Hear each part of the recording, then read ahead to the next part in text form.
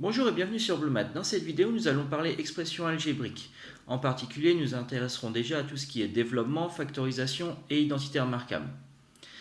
Ensuite, je vous proposerai une deuxième vidéo qui traite de tout ce qui est résolution d'équations du premier degré et d'équations au produit. Donc, dans tout ce chapitre, A, B, C, D et K désignent des nombres réels. D'accord ? Allons-y. Donc, développer. Développer une expression algébrique, c'est la réécrire donc, sous la forme d'une somme ou d'une différence de plusieurs termes.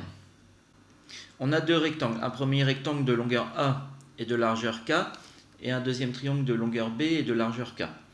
Donc deux façons de calculer l'aire totale de ce grand rectangle ABCD. La première, c'est de considérer que cette longueur-là, ici, qui est la longueur du grand rectangle, donc c'est A plus B, donc on additionne ici les deux longueurs, et donc une façon de calculer ici, c'est que la longueur de ce rectangle fois sa largeur, donc ça nous permet d'avoir l'aire. Une deuxième façon de faire, c'est de considérer ces deux rectangles. Donc on va calculer l'aire de ce premier rectangle ici. Donc l'aire de ce premier rectangle, donc c'est la longueur fois la largeur, et d'ajouter l'aire de ce rectangle ici, et l'aire de ce rectangle, c'est B fois K. Et donc on a calculé de deux manières différentes l'aire de ce grand rectangle. Une première façon, c'est de calculer comme ça A plus B fois K. Et la deuxième façon, c'est d'additionner l'aire des deux rectangles qui composent le grand rectangle. On obtient la même aire au final, et donc ces deux expressions sont égales. Et en réarrangeant ces expressions, on peut écrire que K fois, entre parenthèses, A plus B, c'est égal à K fois A plus K fois B. Alors, de la même manière, on pourrait écrire que K fois A moins B, c'est égal à K fois A moins K fois B. La démonstration de cette formule repose sur le même principe. Il faut modifier un petit peu notre figure ici, mais on peut obtenir cette formule-là. Donc, ces deux égalités sont dites de distributivité ou de distributivité simple.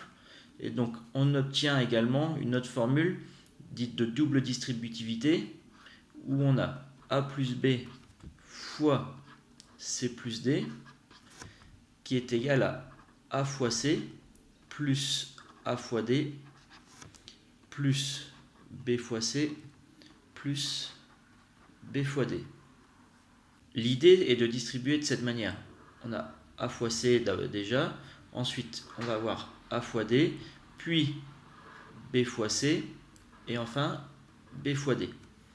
La démonstration de cette égalité peut être faite de plusieurs manières. On peut travailler de manière, on va dire, géométrique en utilisant des aires de rectangles sur une figure un petit peu différente de celle-là, ou de manière plus algébrique en reprenant la distributivité simple. Nous n'allons pas nous attarder là-dessus, nous allons plutôt passer aux exercices d'application. Nous allons développer les expressions suivantes. Je ne l'ai pas précisé, mais nous allons également essayer de simplifier quand on peut ces expressions.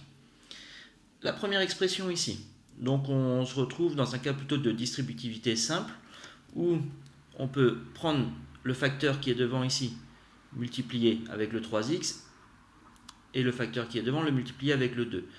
Ainsi, on va avoir donc x fois 3x, plus, ici, plus x fois 2. Alors tout ça se simplifie. X fois 3x donne 3x carré. X fois 2 peut être simplement réécrit 2x. Quand vous allez développer avec la double distributivité, il faut faire attention aux signes. En général, il peut arriver que vous fassiez des erreurs. Il y a plusieurs façons de voir ça. Moi, ce que je vous conseille, c'est quand vous allez commencer à développer, de regarder directement vos signes. Ici, devant le 2x, c'est positif. Devant le 5x, c'est positif. On va multiplier les deux, l'ensemble va être positif. Alors, comme c'est le premier terme, ce n'est pas la peine de mettre de signe devant, mais si on veut en mettre un, ça serait un signe plus. Ensuite, pour le deuxième terme, lorsqu'on va développer cette partie-là, ici, devant le 3, on a un moins, donc devant le 2x, il y a un plus, donc on va multiplier finalement 2x par moins 3. Donc, ce que je vous conseille, une façon de le voir, c'est de mettre directement votre moins ici, puisqu'on multiplie un nombre positif par un nombre négatif, le résultat va être négatif. Donc on met le moins ici, et on a 2x fois 3. Devant le 3, vous avez un signe plus, et devant le 5x, bon, il n'y a rien, mais du coup c'est positif. Donc on va multiplier quelque chose de positif par quelque chose de positif, le résultat va être positif, et du coup on va avoir 3 fois 5x. Le dernier terme, ici, donc le 3 devant ici, il y a un signe plus, le 3 à la fin, il y a un signe moins, donc on va multiplier quelque chose de positif par quelque chose de négatif, donc le résultat est négatif. Pour ces histoires de signes, il y a plusieurs façons de le voir. Je pense que cette façon-là est assez simple et assez rapide et permet d'éviter de faire des erreurs. On va essayer de simplifier tout ça finalement. On a 2x fois 5x. 2 fois 5, ça va faire 10. X fois x, x au carré. Ensuite, 2x fois 3, ça va faire 6x avec le moins qui est devant. Moins 6x. 3 fois 5x, 15x, donc plus 15x. Et 3 fois 3, 9 avec le moins 9. Alors ici on peut simplifier un petit peu, si on regarde on a deux termes en x qu'on va pouvoir regrouper. Donc devant le 10x carré va rester comme ça. Ici moins 5x plus 15x donne 9x. Et il nous restait le moins 9 à la fin. Donc ici on a développé et simplifié cette expression en utilisant la double distributivité. Et voilà notre résultat à la fin. Pour la dernière expression, on a 6 fois, entre parenthèses, 2x plus 1 fois, entre parenthèses, 1 moins x. Alors, plusieurs façons de voir pour développer ça. Ce qui me paraît être une bonne idée, c'est de laisser le 6 ici devant et de développer tout le reste en utilisant la double distributivité. Donc, on va avoir 2x fois 1. La deuxième partie, et ensuite, on va avoir plus 1 fois 1 moins 1 fois x. Je vous laisse simplifier ce qui est entre crochets et à la fin on doit obtenir moins 12x carré plus 6x plus 6. Donc voilà pour tout ce qui est développement. On va passer maintenant à la factorisation. On a l'habitude de dire que factoriser c'est le contraire de développer et du coup ce qu'on veut c'est transformer une somme en un produit de plusieurs facteurs.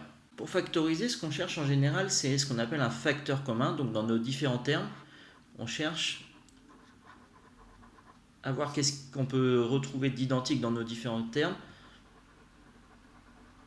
Si on n'en trouve pas, on peut essayer d'utiliser les identités remarquables qu'on verra juste après. On va regarder les deux exemples ci-dessous.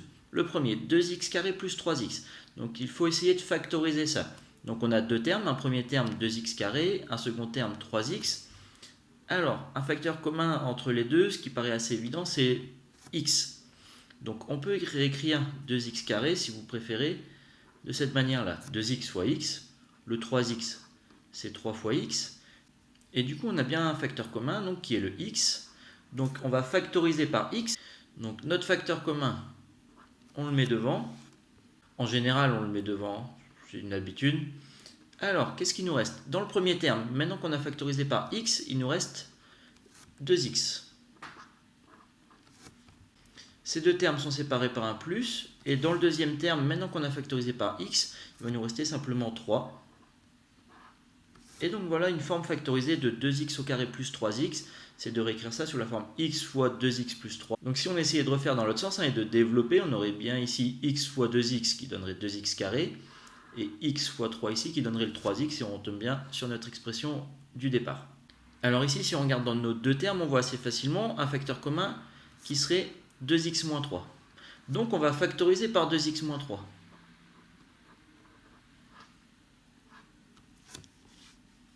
Alors qu'est-ce qui va nous rester? Dans le premier terme, il nous reste le x moins 3. Et dans le deuxième terme, il nous reste 1 moins 2x. Entre les deux, on avait notre plus, donc on met plus ici. Attention, il faut bien mettre des crochets ici.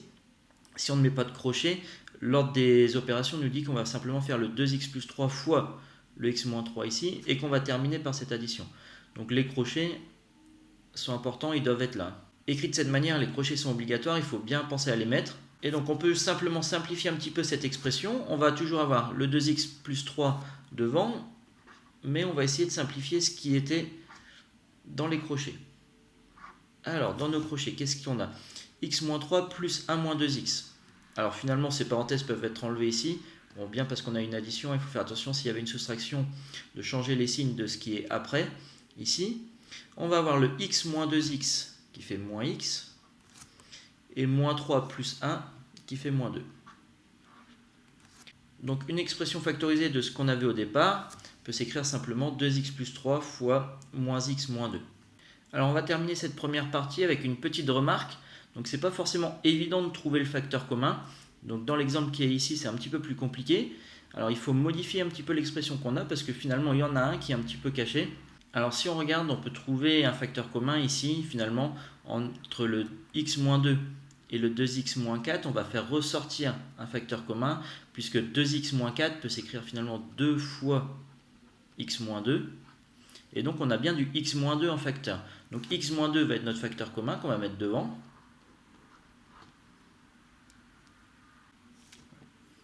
Et là, il va falloir faire attention, c'est un petit peu compliqué. Donc on va regarder tranquillement. Dans notre premier terme, on a le 3x plus 2. Alors, le signe moins entre nos deux termes. Alors, quand on a factorisé par le x moins 2 ici, donc il nous reste le 2 quand même qui est devant ici, et le x plus 10 ici.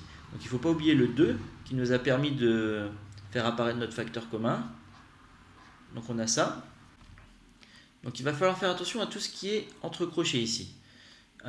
La parenthèse autour du 3x plus 2, bon, elle peut être enlevée, elle ne sert à rien.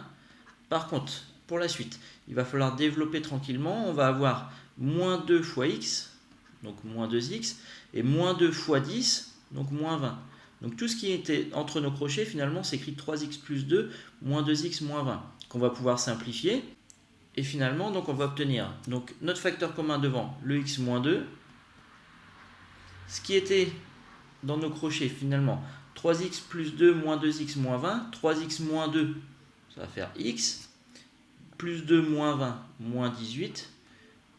Et donc, toute notre expression factorisée s'écrit de cette manière-là. X moins 2 fois x moins 18.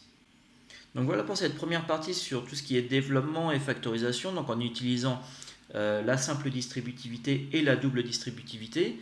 Maintenant, on va travailler sur les identités remarquables qui nous permettent également de développer, de factoriser. Donc on va en voir trois, on va en démontrer une, celle-ci, a plus b au carré est égal à a au carré plus 2ab plus b au carré. Alors on va faire ce qu'on va dire une démonstration, mais graphiquement. On va essayer de s'inspirer donc du premier exercice où on avait nos rectangles pour établir cette égalité. Donc l'idée c'est de partir du membre de gauche a plus b au carré, donc on peut imaginer a plus b représente une longueur, et une longueur au carré finalement permet de calculer l'aire d'un carré. Donc ça serait l'aire d'un carré de longueur a plus b, donc on va se prendre un grand carré de longueur a plus b,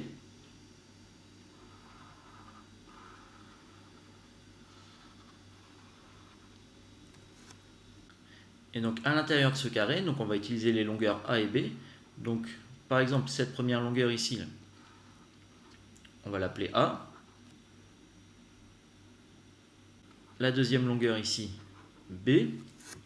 Et donc on peut faire la même chose sur un autre côté du carré. Cette longueur qui sera la longueur a, et cette longueur qui sera la longueur b. Et donc l'aire de ce carré, en regardant directement l'ensemble, donc c'est un carré de côté a plus b, et donc l'aire d'un carré, je calcule côté au carré, donc ici là, ici le côté il est de longueur a plus b, donc on a a plus b au carré. Alors il faudrait voir pourquoi est-ce qu'on obtient la deuxième partie, là le membre de droite de l'égalité a au carré plus 2ab plus b au carré. On va regarder l'aire de chaque partie ici. Alors cette première partie, ici, donc c'est un carré de côté a, donc l'aire de cette partie-là c'est a au carré. L'aire de ce rectangle ici, c'est un rectangle de longueur a et de largeur b, donc l'aire de ce rectangle c'est a fois b. De la même manière, l'aire de ce rectangle c'est également a fois b. Et la dernière partie de la figure, ce qui est là, donc c'est un carré de côté b, Donc un carré, son aire, c'est le côté au carré, donc ici b au carré. On peut simplifier un petit peu ça, a au carré, on va le laisser comme ça, et ici on remarque qu'on a a fois b plus a fois b. Donc on a deux fois le même terme, donc on a 2 fois a fois b, et ici il nous reste ce terme-là, b au carré. Donc on remarque que a plus b au carré finalement, hein, c'est les deux manières différentes qu'on a de calculer la même aire ici. Donc a plus b au carré est égal à a au carré, donc plus 2 fois a fois b, on va noter simplement 2ab, plus b au carré. On ne va pas démontrer les deux autres, hein, on va simplement les écrire. Donc la première, a plus b, le tout au carré, celle qu'on vient de voir, donc c'est a au carré plus 2ab plus b au carré. La deuxième, ici, a moins b, tout au carré. Alors, ce qui va simplement changer ici, donc c'est le terme en 2ab, où au lieu d'avoir un plus devant, on va avoir un moins.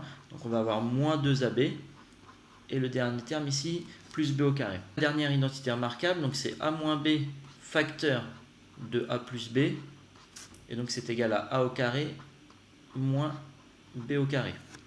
Alors c'est pas demandé ici, hein, mais si on veut, on peut les démontrer assez facilement par calcul également. Par exemple, la dernière ici, il faut utiliser la double distributivité. On aurait a fois a plus a fois b moins b fois a moins b fois b. Donc les deux termes ici, là, a fois b et b fois a, donc c'est la même chose, sauf qu'il y a un c'est plus a fois b et l'autre c'est moins b fois a. Donc finalement ceux-là vont s'annuler. Il reste ici a fois a, c'est a au carré, moins ici b fois b, c'est b au carré. Alors de la même manière, on peut développer en utilisant la double distributivité là, pour le a moins b au carré, en se disant que a moins b au carré, c'est a moins b facteur de a moins b. Et si vous développez tout ça en utilisant la double distributivité, vous allez arriver sur cette expression à la fin. On pourrait utiliser la double distributivité à chaque fois. En fait, ce qu'on essaye en général, c'est d'aller un petit peu plus vite en utilisant directement les identités remarquables. Donc par exemple ici, 2x moins 3 au carré. Alors on pourrait imaginer que notre premier terme ici, c'est le a. Le deuxième terme, c'est le b. Et on pourrait appliquer les formules qu'on a. Donc ici, ça serait d'utiliser la deuxième identité remarquable, puisque on regarde, on a bien quelque chose de la forme a moins b au carré. Ça dit qu'il faut mettre a au carré. A, c'est le 2x au carré. Sauf qu'il faut faire attention à notre terme a, c'est 2x. Donc il faut bien mettre des parenthèses tout autour ici. Ensuite, moins 2ab, donc moins 2, puisque c'est toujours 2 ici hein, dans la formule. Le a, c'est 2x. Le b, c'est 3. Plus b au carré, donc notre dernier terme, donc 3 au carré. On peut simplifier un petit peu ça. Le premier terme ici, 2x, donc entre parenthèses 1 au carré, il faut faire attention. Donc on va avoir le 2 au carré qui fait 4, x au carré, qu'on note simplement x carré. Le terme du milieu, alors on peut calculer un petit peu tout ça, on va avoir 2 fois 2 fois 3, donc 2 fois 2, 4, fois 3, 12, donc moins 12x. Et le dernier terme, donc plus 3 au carré c'est 3 fois 3, ça fait 9. Et donc on obtient cette expression. Donc 2x moins 3 au carré, c'est égal à 4x carré moins 12x plus 9. Donc on a développé 2x moins 3 au carré en utilisant l'identité remarquable pour obtenir ce résultat. On va terminer avec l'exercice 6 où là il faut factoriser en utilisant une identité remarquable. Alors des fois c'est pas évident, mais on va voir quand même comment on peut faire ça. Alors pour cette première expression, on peut regarder au niveau de la forme, on a un premier terme ici au carré, plus quelque chose, plus un dernier terme. Alors on remarque déjà peut-être qu'il n'y a que des signes plus, et qu'on a 3 termes, ça ressemblerait plutôt à la première identité remarquable. Sauf que la première identité remarquable donc, nous donne un premier terme au carré. Alors ici, ça serait pas mal, hein, on aurait du x au carré. Plus, alors dans l'identité remarquable, c'est 2 fois a fois b. Alors, 2 fois a. Alors notre a, on partirait du coup sur du x, par rapport à notre premier terme ici, hein, puisqu'on voulait a au carré, bon, le a ici correspondrait à x. Alors par contre, dans notre identité remarquable, on devrait avoir ici b, 2 fois a fois b. Et à la fin, plus b au carré. Alors ici, finalement, 1 c'est comme 1 au carré. Et du coup, on pourrait prendre notre b, qui est égal à 1. On obtiendrait ceci. Alors on peut vérifier ici, si on prend a égale x et b égale 1, qu'on obtient bien notre identité remarquable ici. Donc on aurait a au carré plus 2 fois a fois b plus b au carré.